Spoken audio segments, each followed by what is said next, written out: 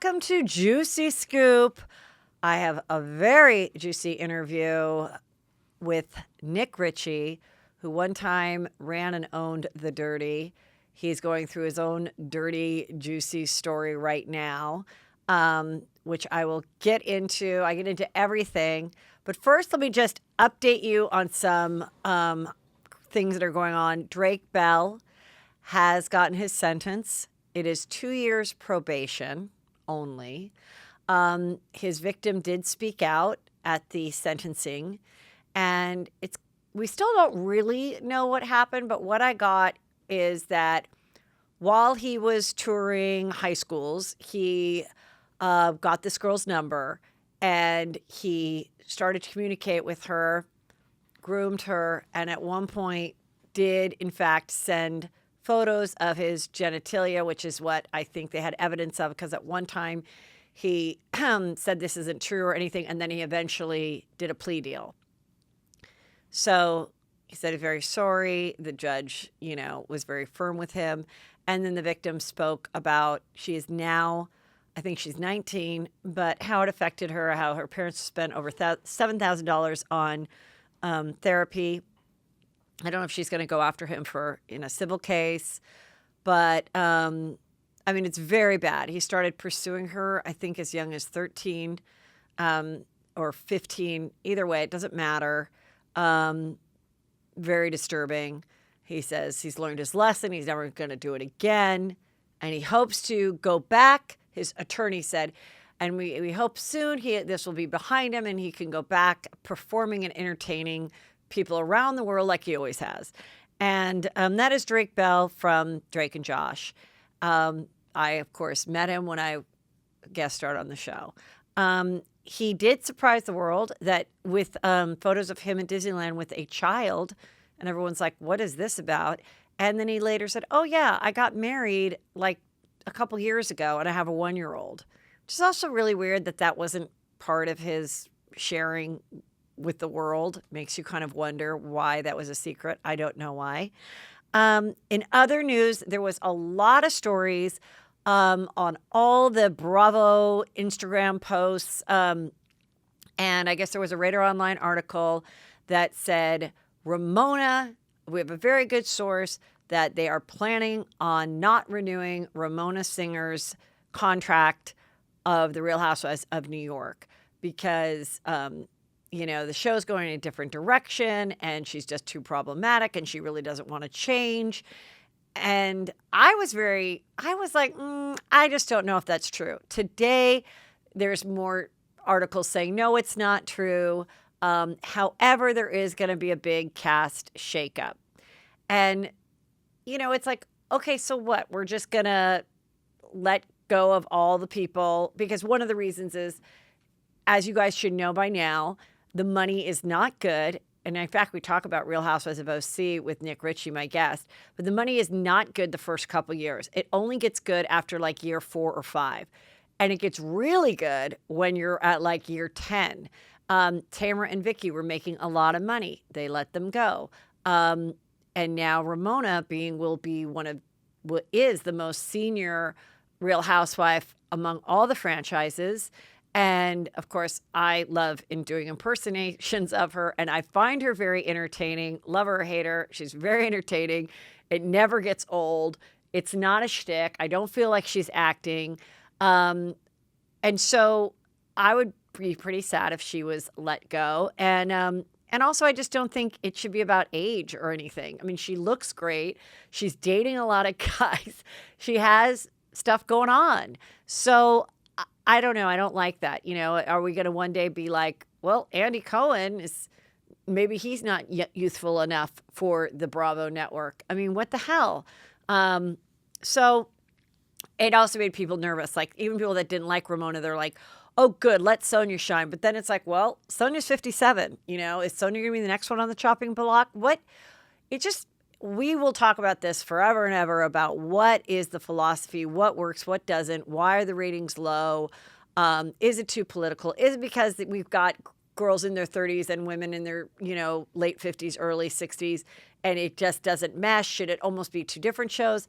I don't know, but the All-Star show is around the corner on the Peacock Network. So I think that one will not disappoint.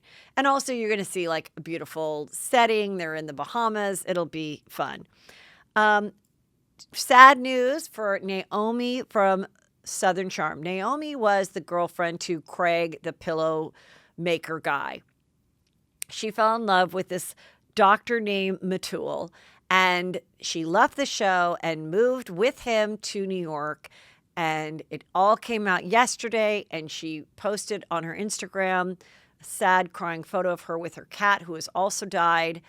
And she said, this is just devastating. Basically, I understand that she moved to New York with them and just found out that her boyfriend, live-in boyfriend, was in contact and seeing his ex-girlfriend for the past year.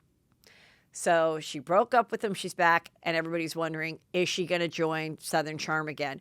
Meanwhile, Craig, her ex live-in boyfriend, who's on the show, is doing Summer House and seems to be hanging out with the girl Paige a lot. So, but very sad when you find out someone that you trusted and loved and plan on spending the rest of your life with is cheating. Demi Gelato, as Justin Martindale likes to refer to her, she said in a statement, she said, you know, when I announced that I am non-binary, I go by they, them, and their. She said, even I mess up pronouns about myself. So I'm even having a hard time remembering how to use the pronouns that now describe the way I now identify as. So I'm not going to be that mean to people that also mispronounce my pronouns, or our pronouns, I guess is what she should say. I don't know.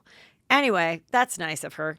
The ACLU is filing some type of, I don't know if it's a lawsuit, but they're making a filing insisting that Britney is in a position to hire her own attorney. So that's one good thing the ACLU is doing. Not one good thing, but yeah, it's a little controversial. Just look it up. They're not always, in my opinion, doing the right thing. But in this case, sure, Britney. Let's just find out. We get into what Nik thinks of Britney too. So let me tell you about the Nik interview that you're about to hear. He is going through a very contentious divorce in which children are involved. And he reveals a lot about his marriage, what he went through, what's been happening now. And it is all his opinion. I definitely challenge him on it. And like I said, we are going to get his ex-wife to be Shane Lamas's, either she's going to come on or give a statement or something. But I've been in contact with her. I told him that as well, that I want to get her side. So, but besides that, he talks about how his controversial website, The Dirty, got started, the lawsuits, his interviewing for Real Housewives of OC, and so much more. And it's very, very juicy and always a little bit funny too, even when it's dark. So here we go with my interview with the polarizing Nik Richie. Hello and welcome to Juicy Scoop. You guys, I've got a controversial guy here. Many of you very excited. Many of you are like, Heather, don't you know what he did when he ran The Dirty? Nik Richie, thank you for driving down from the OC to the Woodland Hills Juicy Scoop headquarters. Welcome. Thank you for having me, Heather. How are you? I am good. I mean, there's a lot of Juicy Scoop to ask about your life, your business, your personal life, your transformation. First of all, Nik Richie is not your birth given name. Correct. My birth name is Human Karamian. And where did you grow up? I was born in Hackensack, New Jersey. Okay. And I was there till I was probably about 2.5. And then my parents relocated to Orange County, California. Oh, okay. And I grew up in Orange County for most of my life. And then I moved to Scottsdale for a little bit in Arizona, chasing a beautiful woman. You left for a girl. Yeah, I left for a girl. And then, but OC's and always... How old were you when you left the OC for Scottsdale? I was like 21. Okay. And so did you go to college? Yeah, so I went to Rhode Island for a little bit, tried to play soccer out there and went to school out there. And then I transferred to Cal State Fullerton because I couldn't deal with the weather, right? weather. Yeah. See, that's what I tell everybody. As someone who's born and raised in California myself, I went to USC and I was raised here.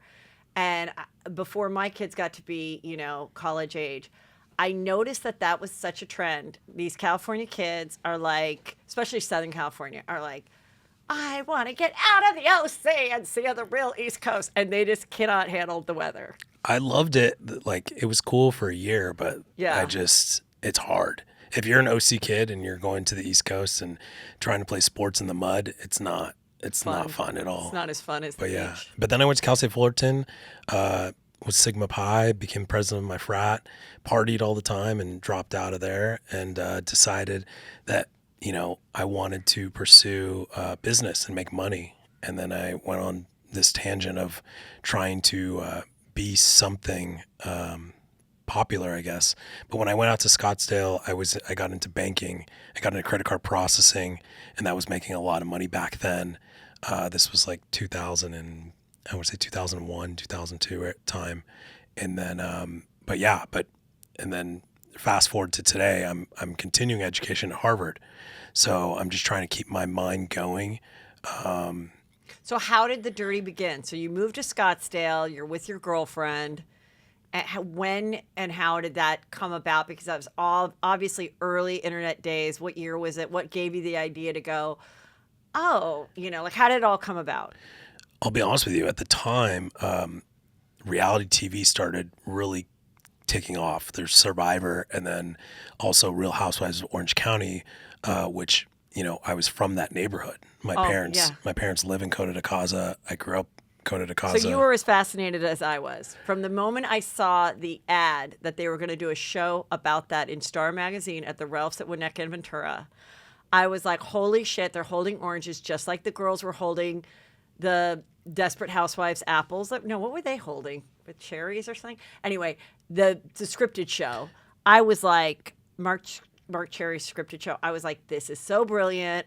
I'm going to watch every episode. I was fascinated. And the way they did that in the beginning was so like old school PBS documentary. It wasn't what it is now at all. It was just like following these families. You remember at the time, the OC, there was a television show with Misha. There was that. Yeah. There was a piggyback off of that too. So that was like the big thing, and really put Orange County on the map. I loved that show. So that show was amazing. The cast was hot. Yeah. It just sold it perfectly. It's exactly what it was. Right.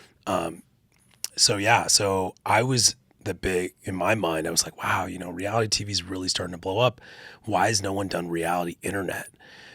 So my whole thing was with my buddies. I was kind of joking around. I started a website called dirtyscottsdale.com. And since Scottsdale at that time was, to me, the Dubai of America, like it was the most undiscovered, untapped gem of the world. Nobody knew about it. And I was just in shock. People would say it was the Beverly Hills of Arizona. I've heard all the different things. I have been there. I've spent a lot of time there because I always stay in Scottsdale when I do the Tempe Improv. And I do love it. Like, it is beautiful, beautiful houses. I ride my bike around those big flat properties that are like, so the scene and the money and yeah. And for a 20-something-year-old kid to see genetically, just beautiful women and plastic surgery and like everything was just, and you golf and it was like you're on vacation. It wasn't real life. Right. You're in this bubble where you could have $30,000. You can make $30,000 a year, and I called it 30K millionaires. So I started coining all these phrases and trying to find. You can make $30,000 a year and have a great life. Oh, you're a 30K millionaire. Yeah, you're a millionaire. That. Yeah. And you're going to the clubs. You're living off overdraft protection. Like everything, you were just, life was amazing. Yeah. And you would go out every weekend, Friday, Saturday, and even Thursday nights, even Sunday nights, industry nights, and everyone was perfect. And then you'd have that crop of ACU kids that come into the nightclubs. That's where my son's going. Good luck. And it was just constant debauchery. And I thought, wow, like, why has no one discovered this place? Yeah. So I started dirtyscottsdale.com, and it went viral because I would find these girls or people in the industry When I What say, industry? like hospitality. Oh, like a nightclub and nightclub in general, bars, but like just that going type of out, stuff. the Yeah. popular kids. The nightclub crowd. And I would make them their own Paris Hiltons. Like I literally would take it. And at the time, Perez Hilton just started. MySpace was big. And I was like, okay, well, maybe I should be the alter ego and go with Nik Richie, the Nicole Richie to Perez Hilton. Oh, that's how you got the name. Yeah. Okay, so but when did you tell your friends, start calling me Nick instead of your real name? I didn't. So what I wanted to do, and I never wanted to be popular because I was always in fear of like, hey, is this legal or not? Yeah. So I was underground. No one really knew who I was. But I went by Nik Richie, and we called it civilian paparazzi. So people could use their cell phones, take pictures, send me emails, submissions of. And what was like the gist of it? Okay, juicy scoop, this girl's, dating this guy, but she went down on this guy at the nightclub bathroom and they have a photo of it. Like what? I never really followed the dirty, so I don't really understand what it was. I think it was honestly my version of the bathroom wall where you can call out your neighbor or call out your friend. It was kind of like Yelp for real people. Okay. So if you had someone that was scamming somebody, you would submit it to me. If you had, So you'd like a dirty John. Like if you were dating a dirty 100%. John, and he took my money, and this was that was a way to grab bad guys, but it was also a way to out a gold digger or a hooker light or whatever. yes. So And I think that's where you've gotten a lot of the criticism, is that a lot of people really felt it was predominantly a slut shaming site. I feel like it evolved into that because it was the easiest way, and it got so popular and so big. You have to understand, I had 10 million people coming to that site. Like it wasn't, for me, every day was a learning experience, and I kind of guided the ship of where I thought the traffic was coming in. But it evolved from Scottsdale to 330 markets. So I eventually had to make it one hub site, which was the dirty. But it got to Australia, it got to Canada. Canada's just massive. And would they have to submit something and then you'd have to approve it or say no? Or Yeah, how did it work? So I would get thousands of submissions, and I would kind of pick and choose what I liked and what I thought was And were you the only interesting. person approving or disapproving, or did you have a team? No, I had a team that would pre-filter, but then the final say was what I Okay. would, and then I would write my little 2 cents. Comment. And Which would usually be the funny stuff. the funny stuff, sarcastic. I'm very sarcastic. Snarky, yeah. Yeah. So, but at that time, it was different. Like you can get away with a lot more than you can now. Yeah. And I got out at the perfect time because it was, I'm not gonna lie, like I called chicks fat. You know what I mean? Like I was hardcore. I was aggressive. But I was always true to myself, and whatever I thought, I wrote down and I published, and a lot of people would say, hey, this is what I'm thinking, but I just can't say it. And it's like, it was that type of humor. Yeah. But I also coined a lot of massive phrases that went viral. Like I was what? I was the person that invented thigh gap. So thigh gap was, I just want a shirt. I'm the person who invented thigh gap, because I didn't know that. I thought it would have come from a girl. I did not, Nick. I did not know that. And congrats. I don't know if it's congrats, but Well, why not? Sometimes that's the only gap you got. Go on. So yeah, we called it ITG, inner thigh gap. And Okay. it was, so that was the thing too. I would get millions of submissions from women all over the world asking Nik Richie what to fix about their body. So I would literally post it and be like, hey, you need to do this, or you're 2 procedures away from greatness. And there was things I would say that, today I look back and I'd be like, okay, that was kind of mean. yeah. But at the same time, it was honest. So I think for me personally, it's just being true and authentic to myself and not changing. And that's where I'm at. Okay, so when you're doing that, they're doing the dirty, and now you say girls wanted to submit themselves and they wanted to be featured on the site. I kind of see it as the same way of Girls Gone Wild. Yeah. There's people that, what is it? Okay. Oh, you're showing the juicy scoop. Nice. Okay, thank you. He's drinking out of my cup. Okay, so just like Girls Gone Wild, there were girls that would, see Joe Francis at a, Miami Beach and die to be on the show, and lift up their shirt and have fun and be so excited that they're part of this phenomenon. And then there were other girls later on that were really, obviously weren't happy that they were in it, said they were coerced, whatever. There were two sides to it. And that's kind of the same thing. Like you said, girls themselves wanted to be featured on the site, as well as people outing people that were then criticized on the site. Correct. So I love Joe. Joe Francis and I are probably, I would not say best friends, but we're really close friends. We talk a lot, and we're going through similar things at the time. Right. So right now he's going through divorce and you're going through, they weren't officially married, but in Mexico it's considered marriage after 5 years.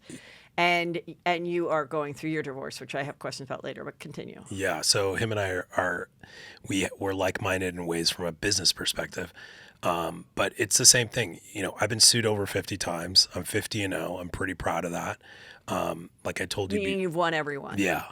And for me, the legal process was something that I enjoyed because it was bigger than getting a picture of a hot chick. It was learning about our system and learning about what I can do and learning about the Communications Decency Act, which is the law that I pretty much survived off of.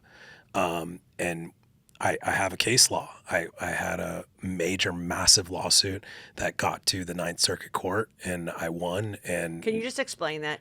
It's just in layman's term, exactly it was about? Because I heard a little bit about it on another interview, and it was really interesting. So how it works is, what people don't understand, there's the dirty, as bad as it was, it's no different from Facebook. It's no different from YouTube. It's no different from Yelp. It's no different from Google. So what the CDA does and what it did is it protects third-party websites from being liable protects website owners from being liable for third-party content, which means if Heather is sending me something, it's not my fault that whoever you wrote about, I don't know who they are. I have no idea who these millions of people are, but people have just assumed that I know Joe Schmo next door. So I would get sued. So they would say, hey, well, since you're the editor, it's your fault. I'm going to sue you for $50 million. Joe's business model is a little bit different, but obviously, he made girls sign different waivers. We had the same thing. We had check boxes where, you're basically saying that you own the rights to the content when you submit something. So I always got out of it from a legal perspective. And then I, obviously tried to go for legal fees and made money that way as well. But it's very complicated on a grander picture because it's a free speech topic. How many times did you ever be in court with like an 11 jury person? Twice. Really? Twice in Kentucky. It was a nightmare. How was that? What was that story? Well, you have to understand when you're in a place like Kentucky, and the judge is really old, and the jury's older women, and they're white, and I'm Persian Armenian, so it's like the other lawyer would just call me a terrorist, and of course you can't strike that. Yeah. So they had their perception of what I was, but in the end we won at a higher court. But it's not. And that was the story. Not fun. Explain what the story was. Why the people were mad that you were sharing this information. So there was this cheerleader who was the Bengals cheerleader, and like a professional football cheerleader? Correct. Okay. And I said, why are all teachers freaks in the sack?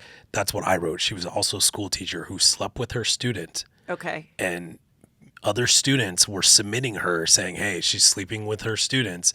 And she did the whole cry thing, went on Anderson Cooper, went on 2020, went on all these talk shows. Denying that she was sleeping with the student. Crying, and made me look like the biggest jerk of the world. So at this point, no one was arrested. No actual victim was saying, I'm the person she's sleeping with. Nothing. But the whole school knew the rumors. Yeah. And that was the information that you were sharing. Correct. Okay. And then I don't know if it was Cincinnati PD or no, it was Kentucky PD.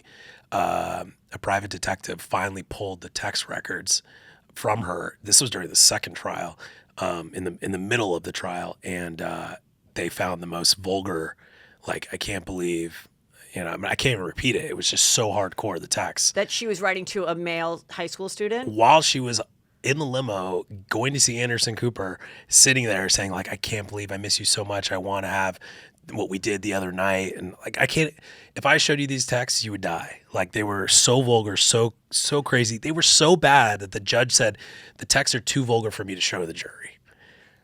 And I lost. And I had to appeal.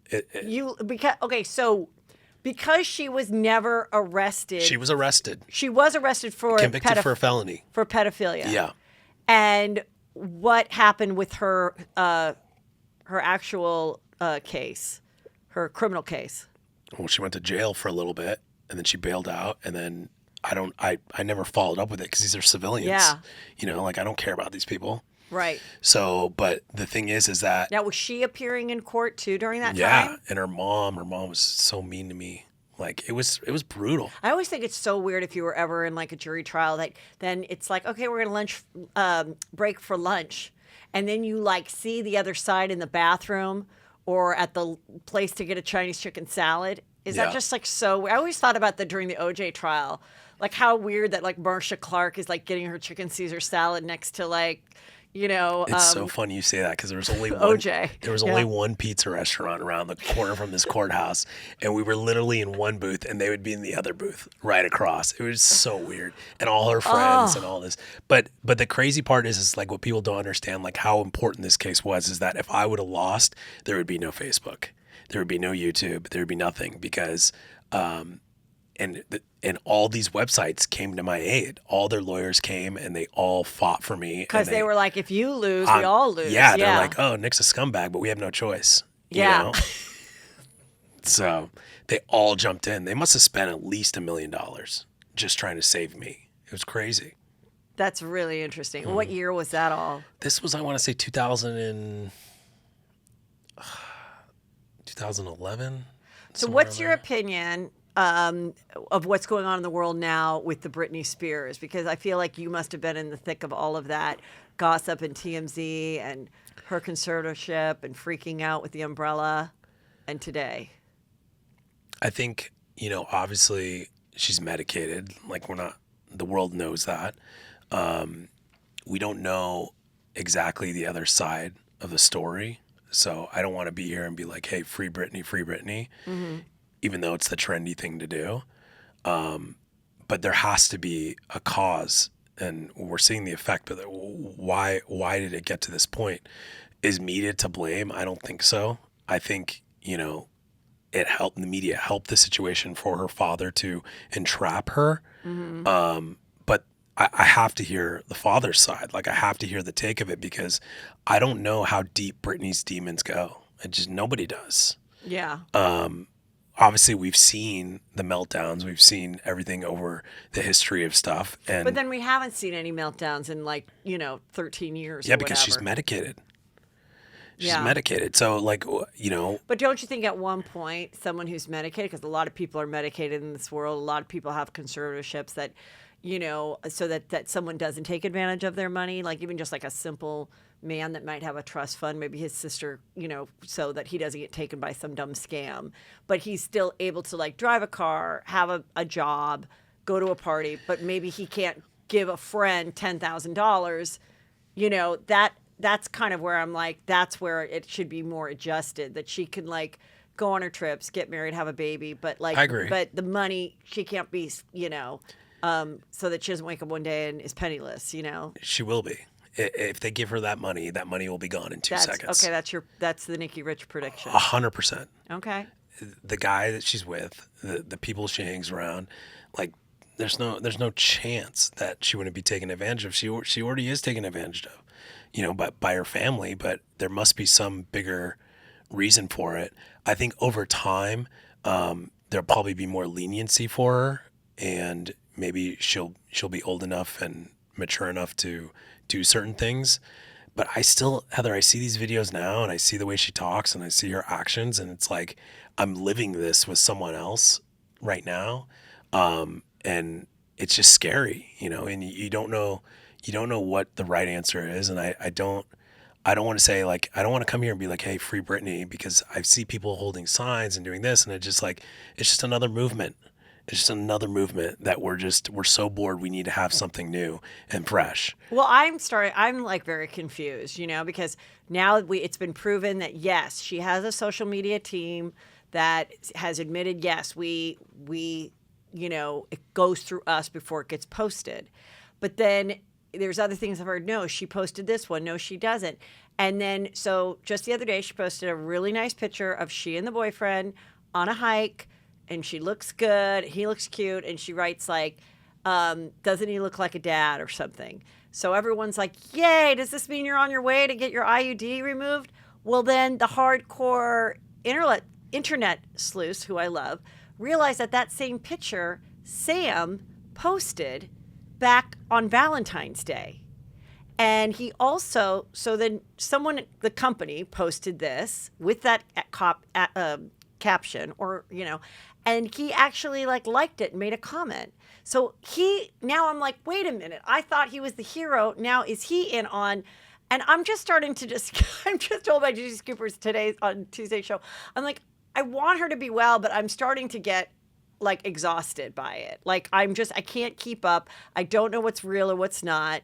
And then they show her spinning, just wearing red, spinning. And I'm like, they're showing her looking erratic and spinning because on July 23rd, she's going to have her chance to speak again. And I'm like, are they posting the more erratic behavior so that then people go, but why is she spinning and sweating again? But that same spinning video, that could have been from 2 years ago. Yeah, it's such a waste of time and energy. I agree. So let's move on. Okay, so you win your case. It's 2011, which is the year that you met Shane Lamas, your now wife that you are divorcing. I met her a year in 2010. Okay, then where is the story that you knew each other for 8 hours and then you got married in Vegas? That's where I met her. I met her. So let me give you a backstory, because I've been thinking about this, just kind of going through my mind of how I got to here, because this is not where I wanted to get to. So before I met Shane, I was dating Ashley Zarlin. Who is that? Ashley Zarlin is Lori Peterson's daughter. Oh, from the Real Housewives of OC. Yeah. Oh, I remember her. Okay. Yeah, so she was gorgeous. Yeah. Beautiful eyes. Great person. But I felt like in that relationship, I was in a place in my life where I wanted to settle down and not be that party kid. Yeah. And I was just having too much fun. And I thought, okay, I'm starting to make money. I need to have a partner, and Orange County is where I want to be. So I started seeing Ashley, and I think it was my fault. I was a little too aggressive. I fell in love with her too quick, and I told her that, and I think it kind of pushed her away. But we were kind of not on the outs, but it was just a weird relationship. But I do remember texting her from Vegas right after I met Shane and saying hey, such a douchebag move, and I just broke up with her via text. Did you say because I met someone No, I like didn't say that. I just said, hey, this isn't working. I don't remember the exact words. I go, this isn't working. I don't want to do this anymore. This is it. And, goodbye, whatever I said. Some probably dumb drunk. How quickly after meeting Shane did you write that text? We're talking an hour at the bar or what? Yeah. So you meet Shane at a bar. Where are you? I'm at the Venetian. Okay, and you're with people. She's with people. No, she was by herself. She came for her stepmother, Shauna Sands' daughter's cheerleading competition. Okay. And my buddy. It's a pretty tame reason to be there. Yeah, it was weird. Yeah, a family reason. Yeah. And I was walking back from the pool in a robe, and just it was a mess. And I saw her at the bar, and my buddy's like, hey, there's this blonde we brought. I want you to meet her. My buddy Lonnie Moore. And he wasn't. He was at the table, so I just assumed that this was the girl. So I went up to the bar, introduced myself. She thought I was a complete loser. And did she know who you were? No. Okay. And I didn't know who she was either. Okay. So. And for people that don't know, Shane Lamas, she is the daughter of 80s, 90s star Lorenzo Lamas.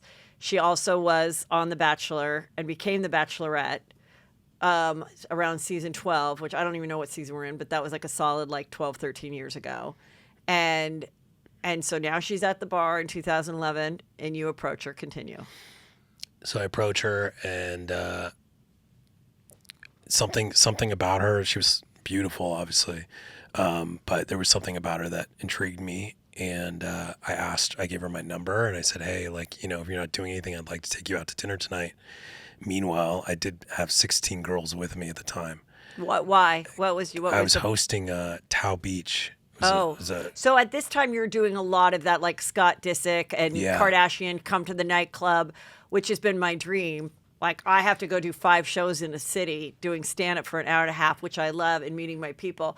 And I've always been, when can I just go to a nightclub, sit at a bar with my friends, sit at a booth and just drink good liquor, and then go to the DJ and pop a bottle of champagne and be, what's up, motherfuckers? And then that's it.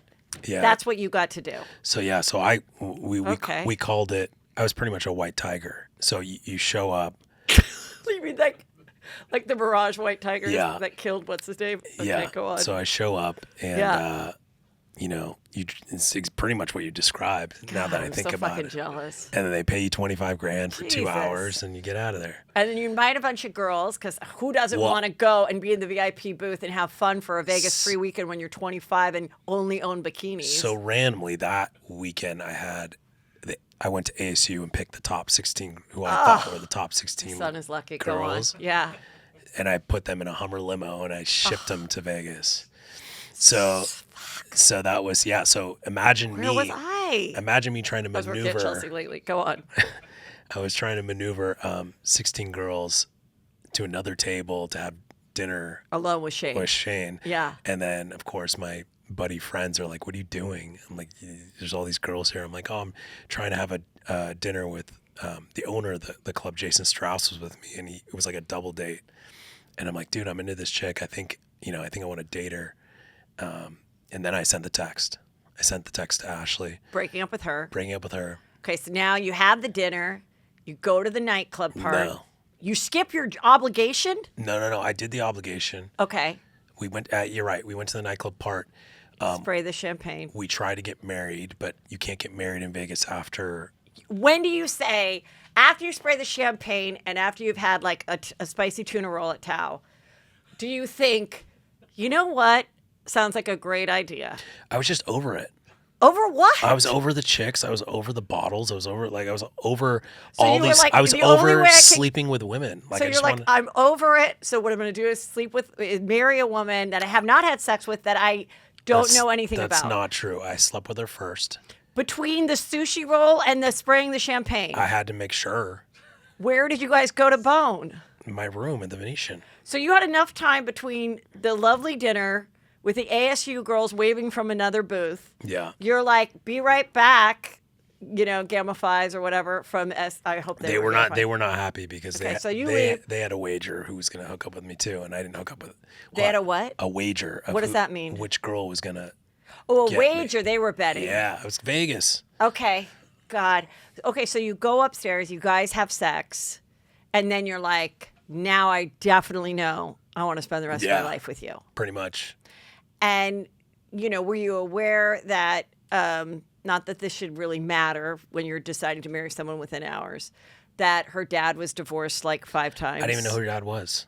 I didn't even know who she was. Okay. I didn't know anything was going on till, honestly, it was a fog. I was so obsessed with this person that I didn't care. I didn't know who she was. I didn't know she had a show at the time. She was on E! She had that Leave It to Lamas show. Oh, she had Leave It to Lamas, right? Yeah. I remember that. Okay, so then you say, as you're in the elevator going down after the bone to go now spray your champagne and collect your $25,000 and wave to the ASU girls, you say, I think I'd like to get married after I spray the champagne. Would you like to do that? And she's like, yes. Not exactly that. Like, those weren't the words said. Okay. But, yeah, we made out in the club, and we hooked up, and I said, hey, I'm like, if you're down to get married still, I want to get married. Still? Yeah. What do you mean? Because you asked her a couple hours prior? Like in the club, you always, Yeah. Okay. So And she's like, yes. she already had it like looked up on Google, like the whole thing, like what Where to she go. she had the Little White Wedding Chapel, what Yeah. Britney did. We had the Michael Jordan package for $5.99, free DVD, tuxedo T-shirts, the rings. Like Okay. it was. She had it all dialed in. Okay. So that that should have been a red flag. Okay. Should have been, but Okay, so it's not a red flag. You decide which place to go. And at what time are you going now? as soon as it opened. Like 7 a.m. or 10 a.m.? What is No, it? it was like, yeah, by the time we got married, it was like Like an 10, afternoon. 10 a.m. Oh, like a nice brunch wedding. Yes. And did she have an outfit to wear? No, but she kind of put something together. She wore all white, and Yeah. part of the package, you got like a veil. Okay. And then how many friends came to witness? Everyone that was still awake. Did any of the ASU girls go? No. Okay. They were not happy. Okay. So then, You know what? What Yeah. was crazy though? Yeah. As we were getting there, Taylor Swift was attending someone else's wedding right before it. It was the weirdest thing. Then I thought I was like tripping out. Like then you're like, this is all meant to be. This Yeah, is just all totally. too amazing. No, this is God telling me. Yeah, and then Yeah. my manager was there, and he's like, you know what? It's like, Nick, don't stress. Like, if this doesn't work out, you just get an annulment. Like, who cares? Brittany did it with Jason Alexander. Yeah, but I didn't. I was looking for like, stability. No, you were. Yeah. So you're like, So- why not? Yeah, Okay.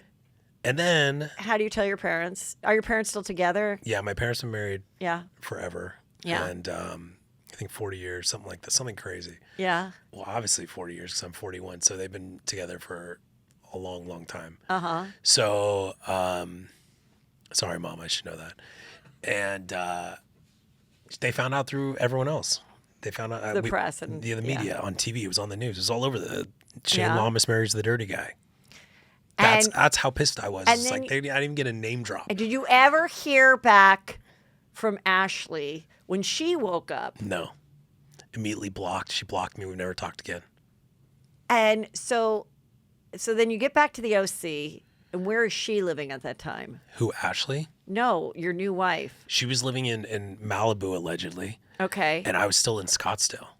So Oh. I literally said, hey, like the media circus is getting a little too crazy. You need to come to Scottsdale, because she was like, flying home, and TMZ was all over the place and like recording her. And she's like, and they're asking her questions. Obviously, she doesn't know my real name. She doesn't know any answers. Was she anything. filming the Llamas show where this was actually like No. part of her storyline, or it was that had concluded the No, filming? this was real love. No, but had it concluded the filming in which this wasn't then featured? No, it wasn't featured. Okay. I didn't do anything, like it wasn't for that. Right. But then when I realized who she was, and then I had an appearance in Washington. Meaning that she's Lorenzo Lamas's and the Bachelorette. Yeah, all that. and then I remember I was on a treadmill in Washington D.C. because I had to do another appearance out there, and I was watching TMZ TV, and they just roll up on Lorenzo. I'm like, oh my God, that's the guy, and he was pissed. He's like, daughter, call me, whatever, and then I invited him to Scottsdale. I brought her out to Scottsdale. She really didn't have anything. So there was so many red flags. I look back now and I'm just like, God, what was I doing? What was I thinking? And what were some of the red flags? That the dad had been married so many times, or what?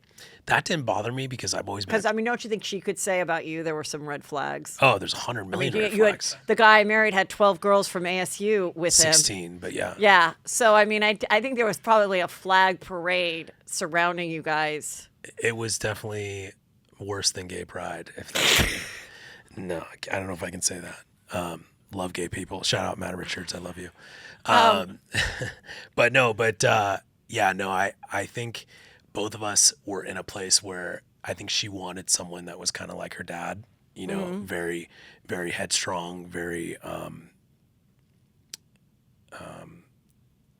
in love with himself, And you are in love with yourself. I would say at that point in my life, I was pretty confident in myself and what I brought to the table.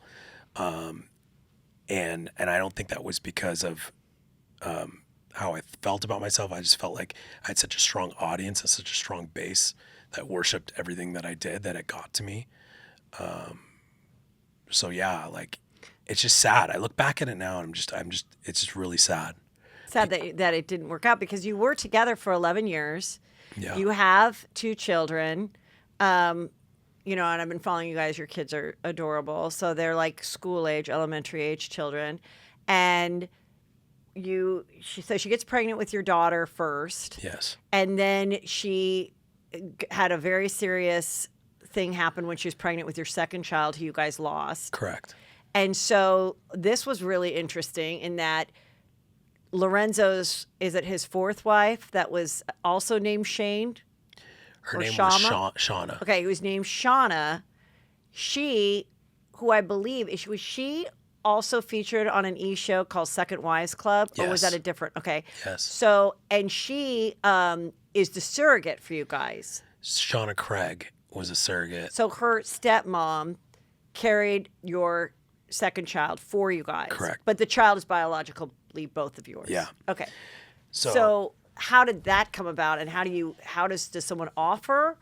Do they ask? I mean, it's not that unusual. There are grandmothers that carry their daughters' babies if they're physically okay to carry them. I mean, there's sisters that do it for each other.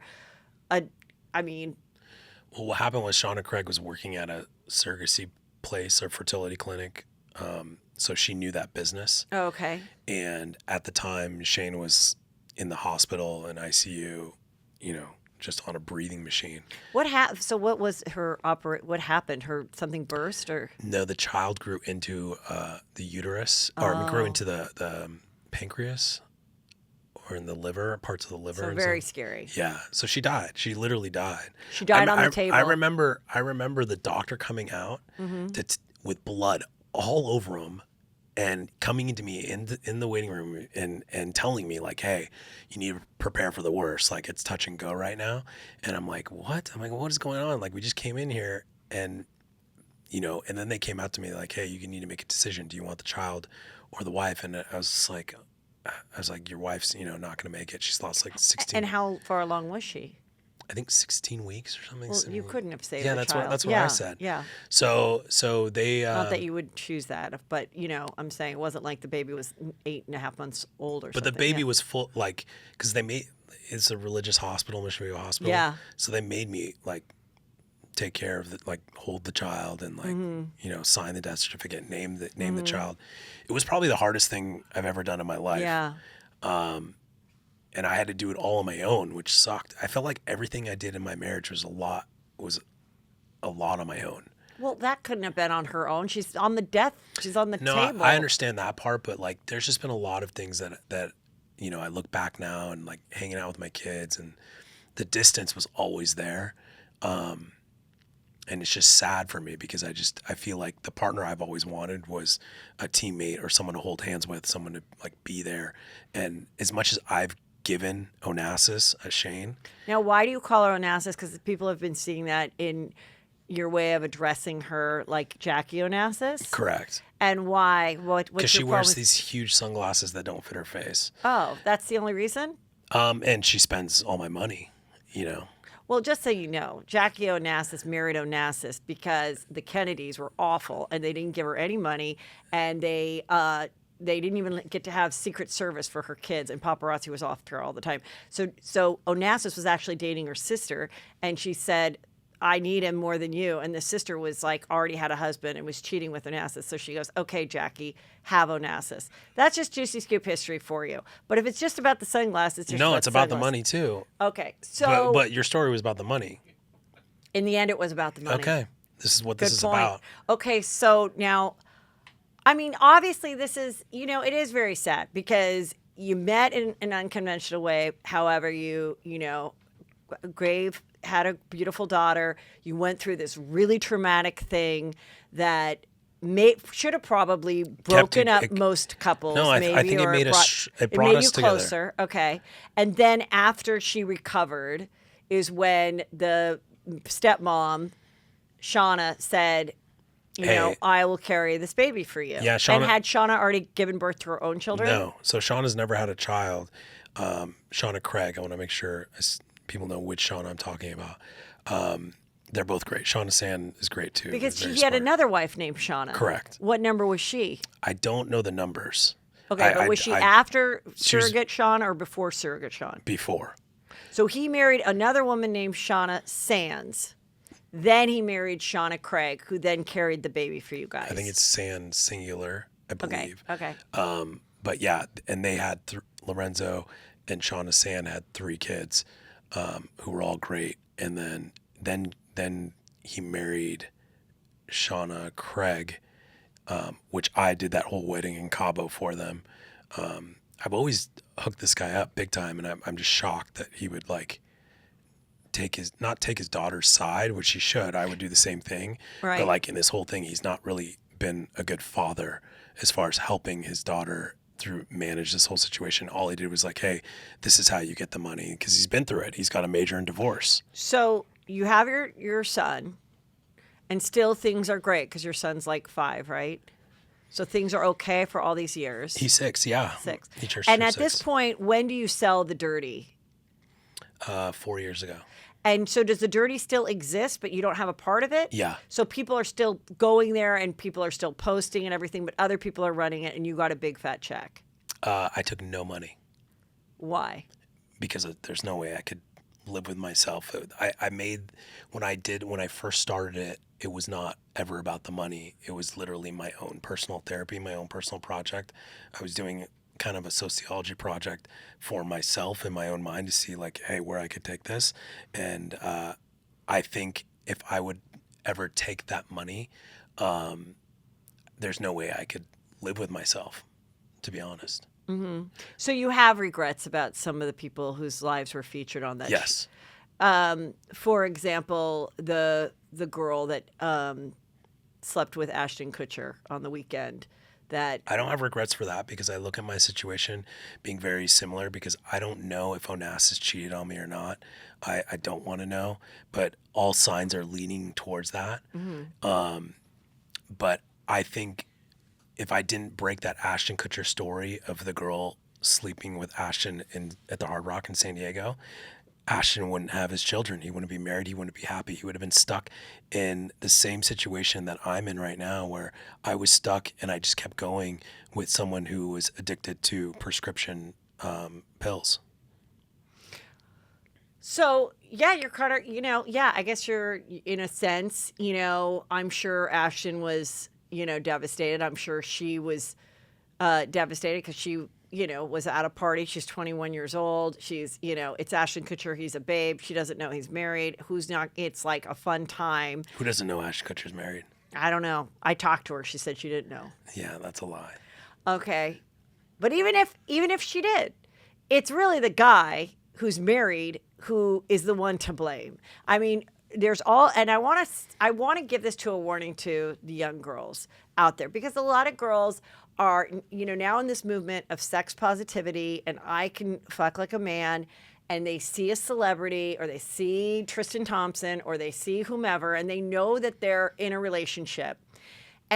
But the opportunity's there, the guy's hitting on them, and they're like, this is a fun story. This is a notch on my belt. This is something I cannot wait to tell my girlfriends in the morning, but that's the only people I'm going to tell. And then it does become a news story, like a Jordan Woods or, the other girl that got caught with Tristan. And, and sometimes it can work out, and sometimes it's Monica Lewinsky and it doesn't work out, and it's actually really awful and really devastating. And so it's like, I'm not blaming you. I'm just saying it's just kind of an interesting thing in a perspective that girls that might be in that situation that are like ready to party and get down with, I'm listening to this one podcast and it's like, fuck the daddies. I'm like, the daddies who's married with kids? Why is a 24-year-old trying to fuck a 48-year-old guy at a steakhouse? Like, why would you try to do that? What is that philosophy? So I think that's a lesson too, like, don't be the guy that cheats, but also don't be that girl that does it thinking it's going to be a fun night, because it might turn into a bigger thing that then follows you. There's no might. It always does. Yeah. So I think, we're obviously the older generation. The younger generation lives for likes, mm-hmm. as I say. The girl that hooks up with the celebrity, they don't care about the celebrity. They care about Instagram. They care about social media. Yeah, but then back then there was no Instagram or anything. No, back then there was the Dirty. So these girls would come to me. But are you saying that Sarah came to you and told you her story? Yeah. Okay, she denies. Sarah Leal. Okay, but she denies. I'm just saying she denies that she was the one that she had any direct. She said her phone was taken, and she got her phone back in the morning. He was sweet. She got in a cab. She went home, and before she even like got home and like, you know, it was already blown up. And she said it did absolutely. I was getting texts in real time. But from her or from someone else? No, from her friend. From her friend. Okay, Yeah. that's what I want to clear up. Yeah. That it was not her. Because No. she just wants to make it really clear it was not her. This was But not she her did sell intention. her story, though. Afterwards, Yeah, later. for a lot of money. Well, That was the thing with the Dirty too. Like a lot of people, like the Hulk Hogan sex tape. I got that. I broke that story. So and that became like a big lawsuit too. Correct. What was the story behind that? So they had the sex tape and they tried to sell it back. Who had it? Well, the source. And it was Hulk Hogan with a mistress, or what was it? No, it's his buddy's wife. So he was sleeping with his buddy's wife while he was married. I don't think he was. Well, the buddy was married. Obviously, it was Okay. his wife. Okay. I'm not sure. I don't remember if he was married or not. I don't think he was married. But it was like a security camera in the bedroom. Okay. So they sent the screenshots because I didn't believe it. Yeah. They sent the screenshots to the Dirty. We posted it, and it teased that this thing existed. As soon as that happened, it went viral, and then everyone was trying to get a hold of the tape. The only people that got a hold of the tape was Gawker, but Gawker didn't do it the right way. Mm-hmm. So when stuff like that happens with me, because the Dirty was never like a porn site or a nudity site, we always censored everything. So when I had that, I was like, okay, well, I'm good. Now at least I broke the story. Now it's up to someone else to go and figure out what they wanted to do, because everyone was selling. They wanted to sell the tape. They Right. wanted $500,000 for a tape. Like, that's crazy. Yeah. You know? And they tried to shake down Terry. They tried to Who's shake Terry? Hulk Hogan. Oh, that's his real name. Yeah. So, and I wasn't part of that part, but And so that's who he was suing, like a blackmail. He was getting blackmailed. Yeah. Okay, and he let that be known he was being blackmailed. Yeah. Yeah. Yeah. But then obviously Gawker just ran with it. They got a tape on their doorstep and they just published it without thinking. And that was the end of that. Then he sued Gawker. Yeah. And he won, right? Yeah. But that's the thing, like these sex tapes come and go, and now it's completely different. Like both parties have to sign off on it. You can't just Right. release a tape. What's your opinion of the Kim Kardashian thing? What do you think really happened? It's the biggest question. What do I think? Yes, what do you think? It's just your opinion. We're not saying it's fact. I'm not going to go there because Okay. I know what happened. Oh, So, and that's a question for Joe Francis. You can get him on next time. okay. Because that's what I also didn't really understand about Kim, because it was always like, oh my God, there's this tape out here. And I was always like, well, wait a minute. So does that mean Ray J called someone? Now we know with Pam and Tommy that someone actually stole that Yeah. tape, physical tape from their property. Yeah, but that's back and then it was out, and then they're like, well, what are you going to do? It's out now. You might as well make a lot of money with Correct. a Vivid guy. And everyone just goes, oh, well. And that's where I don't understand. So then with this, then when other people have a sex tape, they're like, how did this happen? Do they think that the boyfriend sold it, or are they pretending that someone stole it from the boyfriend? And then even though they're broken up, then she and the boyfriend go, let's make a lot of money? I don't think any sex tape is accidentally leaked. There's no such thing as... Except for the Tommy and Pamela. Well, Tommy and Pamela, you're talking VHS. It's a big chunky thing. Yeah, like this is microfiche. Like, what is this? So that doesn't even count. But with the Kim thing, it's a spawn off of Paris. Every single thing that has happened in our industry, and I don't care, you can disagree with me until you're blue in the face. Everything stems from Paris Hilton. If you look at every single thing and the way the direction his media has gone, reality TV, business, fashion, clothing, whatever, she is the catalyst that drives every single thing. And then people just copy her and they do it better. I totally agree, because when I was in high school, the worst thing that you could be called is you're conceited. Oh, you think you're all that. She's so conceited. She thinks she could be a model. Then all of a sudden, Paris is like, hi, I'm the best. I'm a model. I'm the best. I have my own page. Everyone got their own MySpace page. Everyone got their own Instagram page. And also part of that, which is good, is that there would be girls supporting other girls in a way, like, here's, follow my best friend Susie Joe, and like there was that little bit of a positive side that wasn't in, it was more competitive, but it was like when I was in my sorority and stuff, it was just like, slut shaming and, oh, you think you're so great. You think it wasn't like that. And so that was one of the things that I was like, right away, Paris changed. I don't even think kids know the vocabulary word conceited. I don't think it exists. The more conceited you are, that's just being like body positivity, pro me, boss babe. Like it doesn't exist. Yeah. The concept does not exist. Everyone is conceited. I just think we created so much darkness, and then when the darkness happens, we complain about it. Yeah. It's like, what do you want? We did this. It's not like we're sitting here saying stop. We're saying, hey, let's more lighter fluid, and let's see how big we can make this flame, and then let's complain about how high the flame is. Right. So you said, in a couple interviews, that you presented your wife with a beautiful ring. It was your 11-year anniversary. You've been through some shit, but you thought things were good, and that then you were totally blindsided. Yeah. You want to talk about that? Why?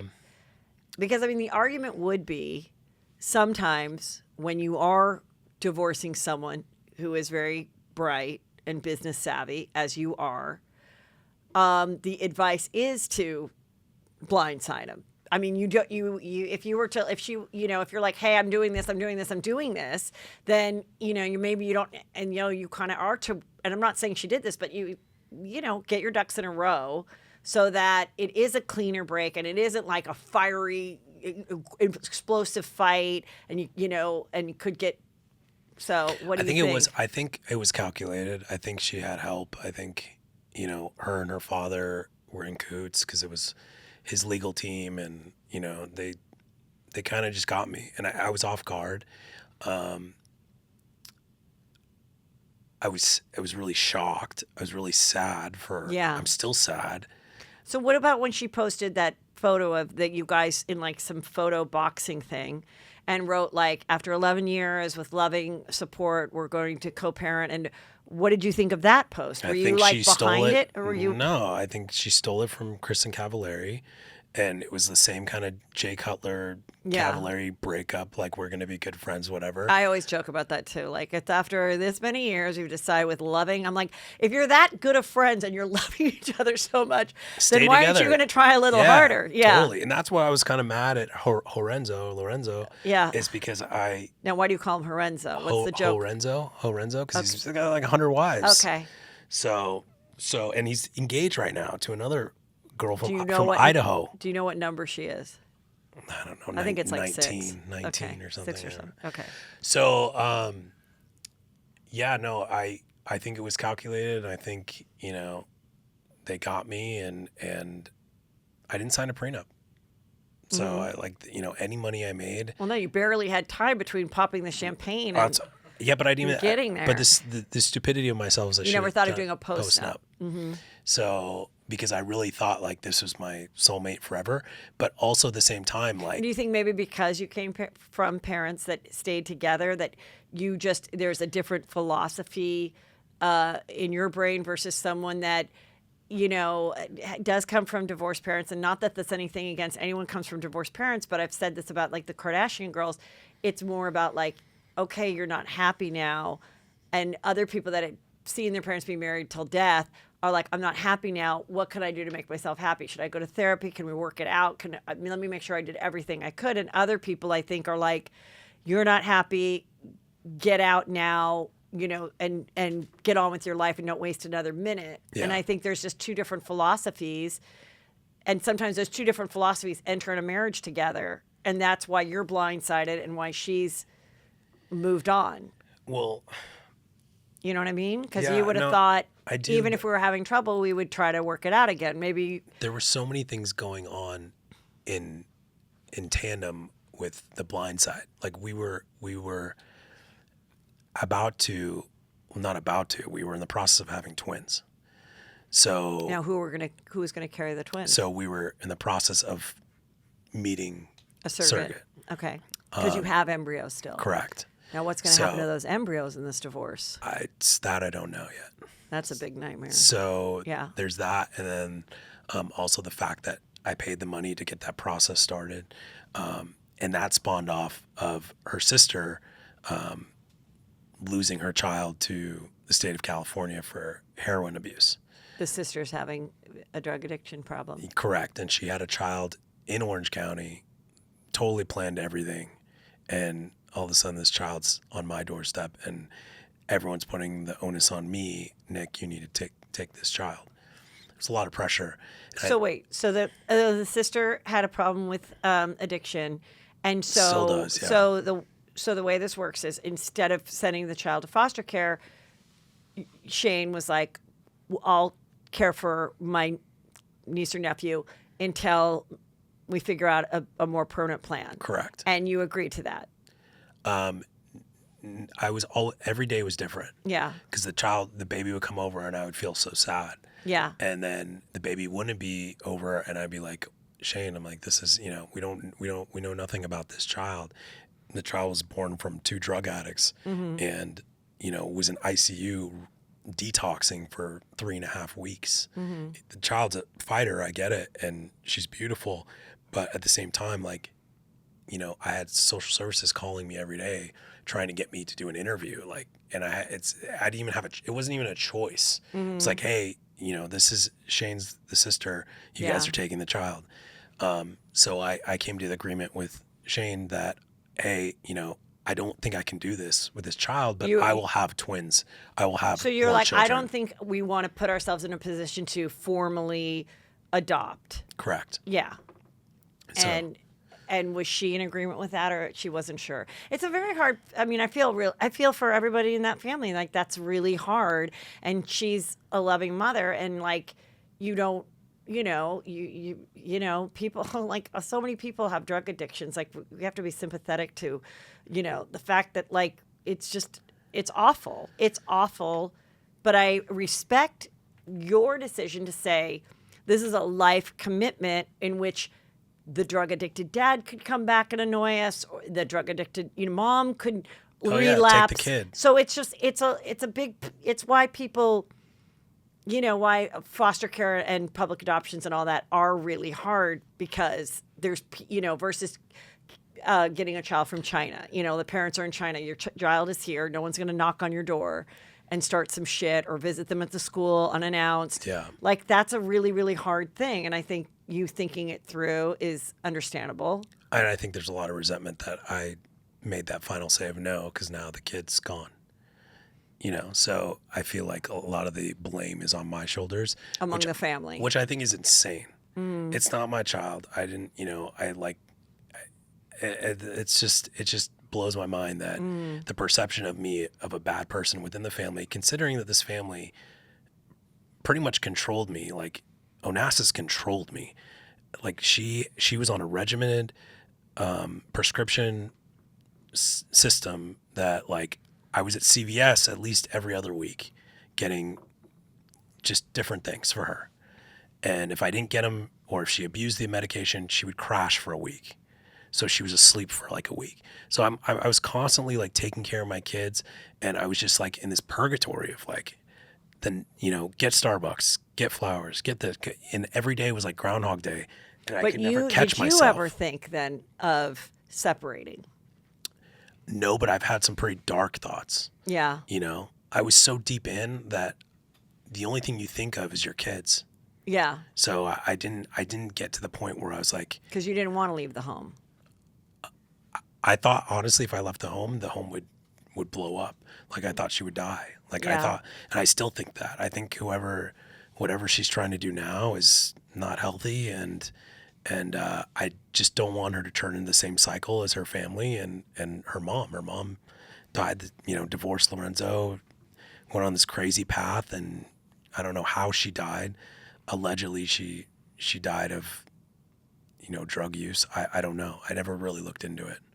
So, but she OD'd in a hotel somewhere, and that's all I know. I mean, it's really sad. So, what is the plan now? Now you guys are both. First of all, I guess marriage boot camp didn't work. Let's talk about that for a minute. It was couples therapy. Couples therapy. Yeah. Boot camp was the cheap version. Okay, couples therapy, which also Joe Francis and his Abby. and Abby did. Yeah. And I was friendly with Joe at the time, and I told them not to do it. Oh, really? I told him to do it. Well, I said, why would you do it? You know, Because the money was great. And then he said, oh, I'm going to have final edit. I go, no, you're not. Yeah. No, unless you're Kris Jenner, you're not getting final edit. Yeah. You know, and it didn't show him in a great light. But how was the couples therapy? So you did it in that house in Chatsworth? Yes. Okay, and what happened there? What year was that in your marriage? That was right from the get. Probably. And like did a you year do and a it strictly for the money? And so No, that show we got paid the least. okay, So at so least how many I shows did you guys do in the reality world? not in many. the marriage? I wasn't big into the reality thing. And you think that's because she is beautiful and her dad's an actor, but her first step really in entertainment was reality. And I think once your first No, step, she was an actress. She was in what? General Hospital. oh really? Yeah. So I think one time, I feel like once people step into the reality They're world done. of being themselves, yeah, she was it's- typecast. It's typecast, but it's also like, that's what you know. You're not memorizing lines. You're not auditioning. You just need to like go on dates or have cocktails with your girlfriends, go on a trip, and and then you can't imagine doing anything else, which is why when they fire housewives and stuff, it's pretty devastating. Not Yeah. just the paycheck, but like the lack of people sweating with a camera running after them is a pretty big ego boost when you Yeah. think about it, Yeah. And so when these opportunities for shows came up, did you guys both decide together to do them?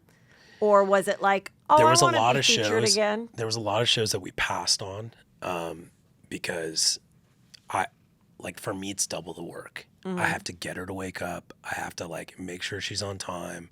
She's not a responsible person. So it was just the couples therapy thing worked because we were stuck in a house. Mm-hmm. If it was any other way, I don't know how it would work. And when we were being casted for Orange County for this season, for the new cast with Heather and all them, I was just very, very fearful that. Now tell me about that, because I've heard rumors that you guys were up in the running for years. Yeah, but we were too young. And, Okay, and so they would interview you, but they never chose, or or your name was just being tossed around, and this was the first time you guys had like formal. this on-camera one was interview. pretty. This was one like formal on-camera Yeah. interviews. Came to the house, saw the kids. Yeah. And so, how were you feeling about that? Did she want to do it and you didn't? Were you both on the same page? Well, first of all, the money was terrible. Well, it's always terrible the first couple years. first You 2 really years. have to stay like 5 years to make real money. Yeah, but the guys don't really make money. No, the guys don't. The guys sign off, and so do the kids. And only the kids over 18, if they really have a great storyline or they're really compelling or a fan favorite, like Brianna, Vicky's daughter, I believe she then got her own paycheck. And I believe sometimes Tamara's son got his own paycheck. And then what people don't understand, they just think it's cameras following around, whatever. It's hard work. Right. Like you're shooting 6 months out of the year. That's Yeah. a lot of time. And these aren't like, hey, let's go shoot, an interview for an hour. Those interviews, they're shooting 3-4 hours. These girls are getting makeup all day, getting dressed up all day. They're lighting your house for 3 hours. It's a It takes an nightmare. hour to put the camera in the car to like drive around. So there's a lot of waiting around, standing around. Now you're at the party, but guess what? You're not going to be able to walk into the party and get your first cocktail because we're going to hold you back so that they yell at you and say that you were late. Correct. Like there's just so much. And then all the then it replays, and now people are attacking your looks and your husband's looks Yep. and all that. I mean, it's a lot. It's just not worth it to me. Anyways, I think it's But you were down to do it. You said you were going to agree to do it, and this time around because she just needed something in her life. And so you thought it'd give her some structure, a little bit of limelight, and maybe like she can make money. Yeah. Because I was just Well, getting you tired can paying make- for everything. And you can make a lot of money after. I mean, you see now what she didn't have when she was the Bachelorette. You didn't have now. Every person on the Bachelorette now has a huge social media following, selling products, which she would be great at. Like there's all that other stuff that comes with it. She wouldn't be great at it because I would have to literally tell her, hey, you need to post this or you need to do this or you know what I mean? Like it's just so hard to explain this person. and all I can say is her name is Onassis. Okay, so and wait a that's minute. it. So you're down to do it.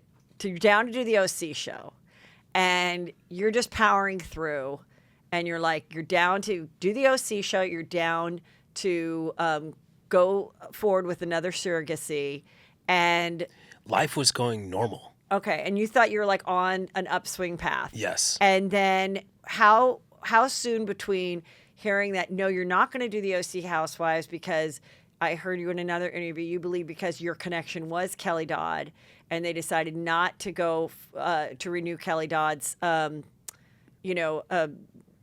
contract. We were still in the running until the divorce happened. So When was the divorce announced? How long ago? when she made that post or whatever, but I think it was May. So I don't know. It's so weird because I still can't figure out what happened other than the fact that like there were so many different things going on at the same time. And I don't know if a producer told her or the casting person said like, hey, Nick's not the right fit. Maybe, if you're single and you're doing a job or whatever, like, I don't know if that had something to do with her mindset of like breaking up with me. Cause I just know I'm not a fan favorite with Andy and some of these guys at the top. I also know that, my political views, voting for Trump does not help me. And were you vocal about it, or No, I didn't even vote this year. So you did in 2016 for Trump? Yeah. And so people know that Yeah. because you're telling it now, but you made it vocal in your life. Well, yeah, they paid me to post it. Yeah. Who did? Trump? Yeah, someone in the organization. So Okay, but so you knew that was following you around, and so and you Kelly think was that- not. right. Obviously, Kelly wasn't. Controversial, yeah. I don't think she was controversial. I think she was like-minded like me. She's Yeah. very, very headstrong, and Yeah. she's just tells it how it is. And if you don't like it, it's just crazy to me that all these people have to like Because fold. I also think they want drama and they want, they want different people and different opinions. Yet Yeah, but not now within they're like movements. not if it's not. And I'm like, that what makes it kind Agenda. of fun, Yeah. makes it kind of fun that there's different people. And also just in the OC, it was never a secret that, they used to call it the Orange Curtain, that it was a more conservative town in California. So I don't understand why. It is a conservative town. Yeah. It's I red. mean, it is. It's just the facts. But, okay, so then they- you find out we're not going to go forward with the Housewives, and you're like, fine, who cares? And then you get I never found like it never got to that point. They were looking for an African American. That was what they really wanted was African American couple. okay. And I knew we were in the running with like 4 other couples, and 2 of them were African American couples. And then we were to shoot the at homes, and then but then it all went to hell. Like literally, we got she said she wants to figure out who she is. It was pretty much our anniversary, and And when she said that, were you like, what are you saying? Do you want to do a trial separation? Or I thought she was Heather McDonald. I thought it was a joke. I was like, oh my gosh, like I was laughing. Really? But then at the same time, I'm like, okay, she's serious. But you have to understand too, like we lived in separate bedrooms. We had a pretty big house, so I have my own territory. Yeah. I live on the West Wing, right? Yeah. So she would come into my room, and she usually never comes in my room. And she told me, and I'm like, okay, well, maybe it is real, because why would she come into my domain and tell me like, Yeah. hey, I need to figure out who I am. And this was right after I got her a Rolex, and I got her a new G-Wagon. Like I really stepped it up. I was like, okay, wow, like she's really in this for the long haul. Let me get her everything she wants. So when she said, I want to find myself, if you are saying that you believe that she, wasn't very motivated and whatever, was your first reaction like, well, good, let's find something that gets you passionate. Let's try to make this It's work. always been like that, though. And so, but it was, I want to find myself, and the way I'm going to do that is to divorce you? Or did you think for a moment that there was a chance of trial separation or therapy or whatever? When she spoke with Page Six and gave the biggest lie quote of the world, saying that we haven't had sex in a year, and just, saying we're best friends, but we haven't sex, people grow apart, all this stuff. And I was reading through the lines, and it's like, come on. First of all, I am the legal system. B, I am the media. Like, I know what's real and what's fake, like what's going on here. And then when I read it, I was like, wow, there's another dude. Like, why are you protecting someone that's not me? Meaning, you think there was another dude so that she could put it out to like wink to the other quote unquote other dude.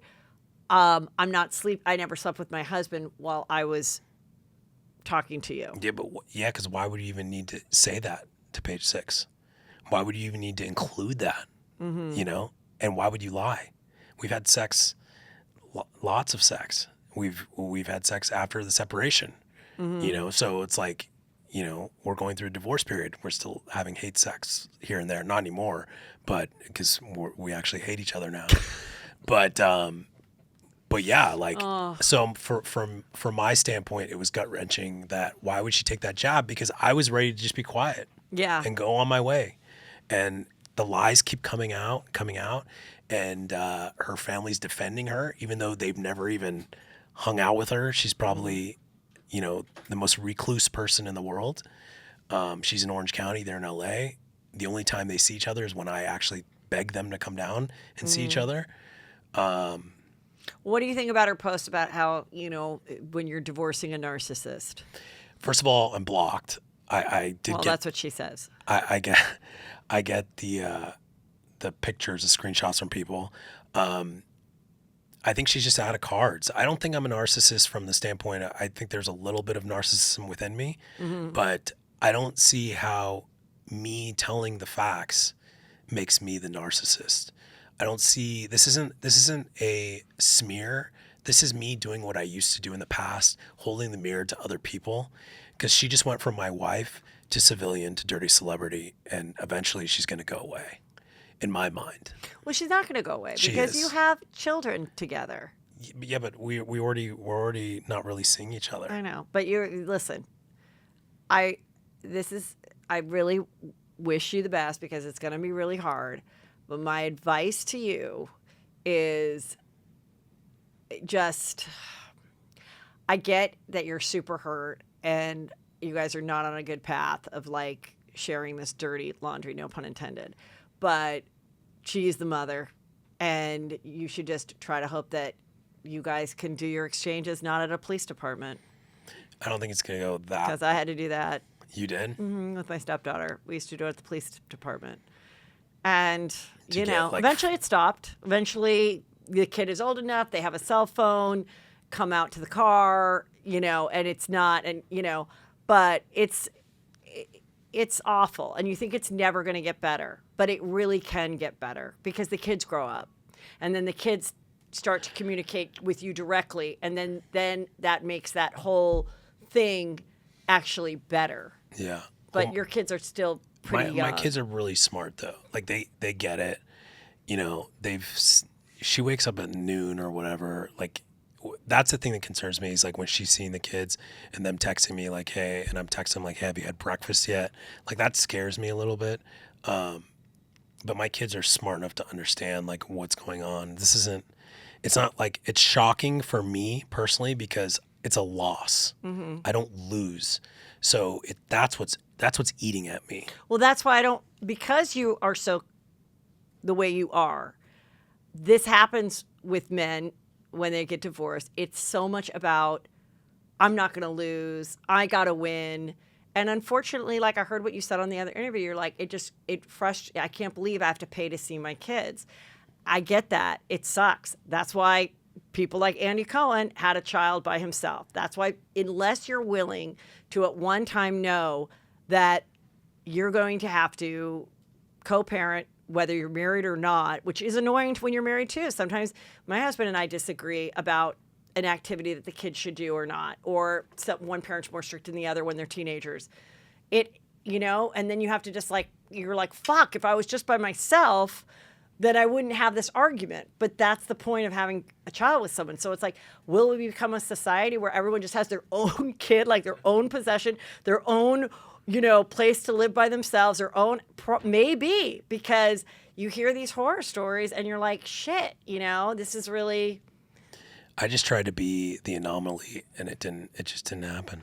So I wish you guys the best. And I want you just to realize that You're probably not going to win the way you want to win. No, I will. But you I can will. win Heather, in life. You can win in life. Okay, well, let's talk about some of the things you are winning at. I'm going to annihilate. Explain I'm not going to win. I'm going to annihilate. Stop.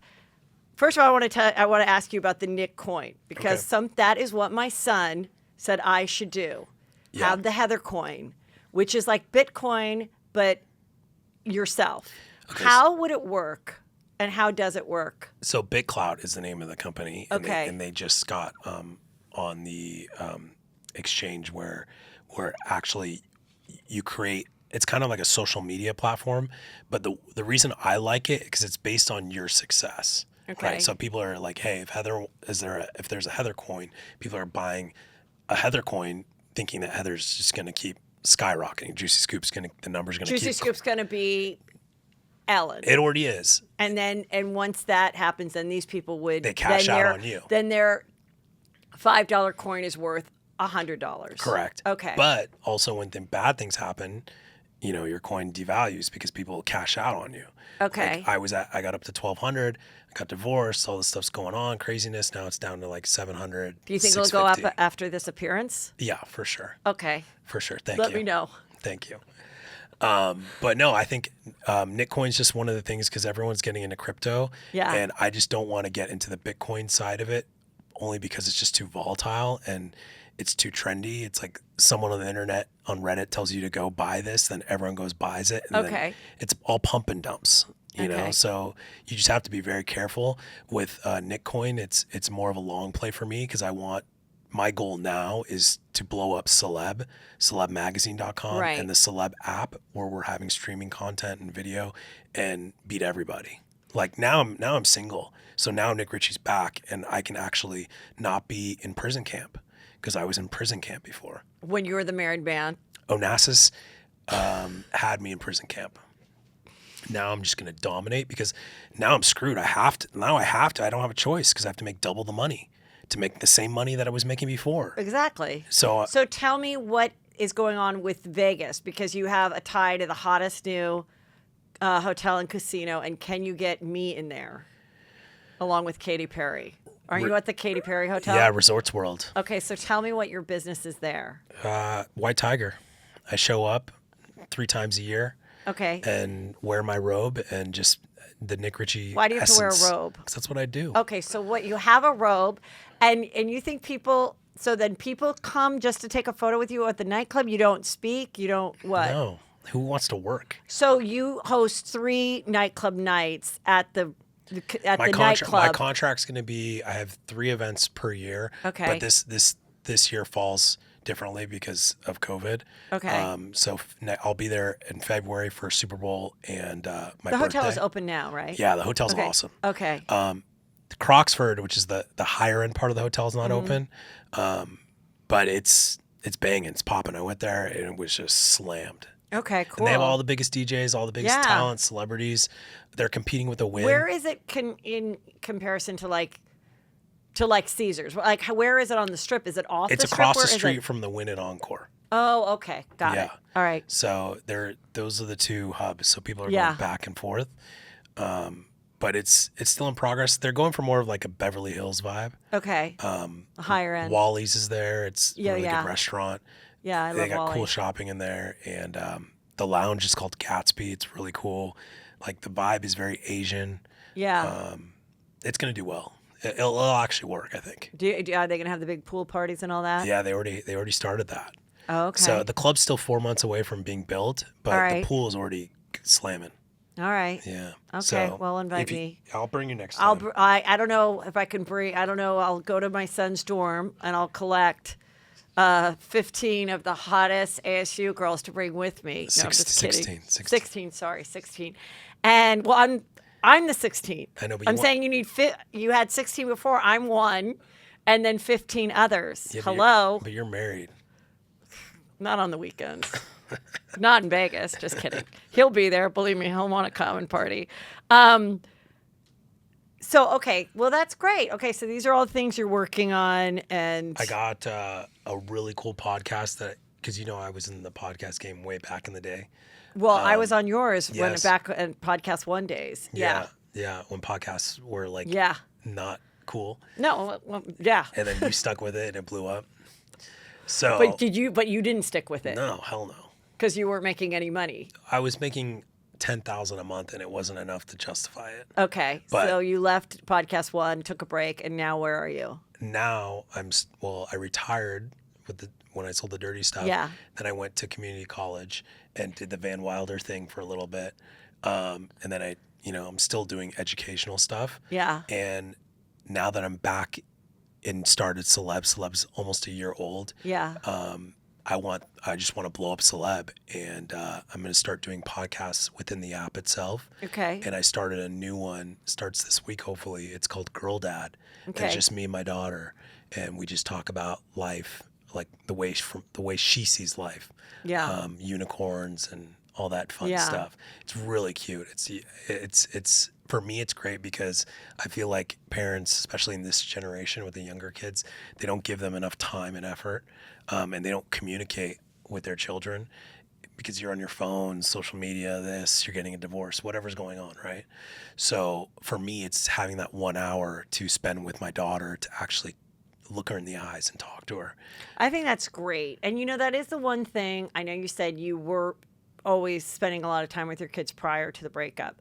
But I do think that is one benefit sometimes for certain families when they do break up, is that whichever parent was maybe the one that wasn't the main caretaker, now that child is with them for 48 hours. And they actually might, in the end, have even a stronger relationship with their parent than if the parents had stayed together. Yeah. So sometimes, and this is a perfect example of like, you guys doing this, you might have been doing it anyway, but it's like, you're right. It's like a real one-on-one time. And it's hard when sometimes the relationship isn't as strong when it's opposite sex. And, like you're playing with your son all the time. Sometimes the girl grows up and she's like, I don't, know. So it's really important having a daughter that, as she enters the preteen world, that's still like fun things to do. And I want her to have that. With your dad. So I think that's great. Yeah, I want her to have that voice. And so I got that project going on. I got a lot of projects going on, just trying to stay busy, because retirement wasn't that fun. I'm shooting a lot of film, travel show stuff. I have a show called Rich. So I'm just literally streaming and shooting content for the Celeb app. So if anyone's listening, download the Celeb app. My goal with that is to give you the three-dimensional from print media to podcast to video streaming content.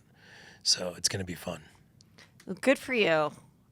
I don't know where this is going to go with your divorce, but I wish you and the whole family the best success.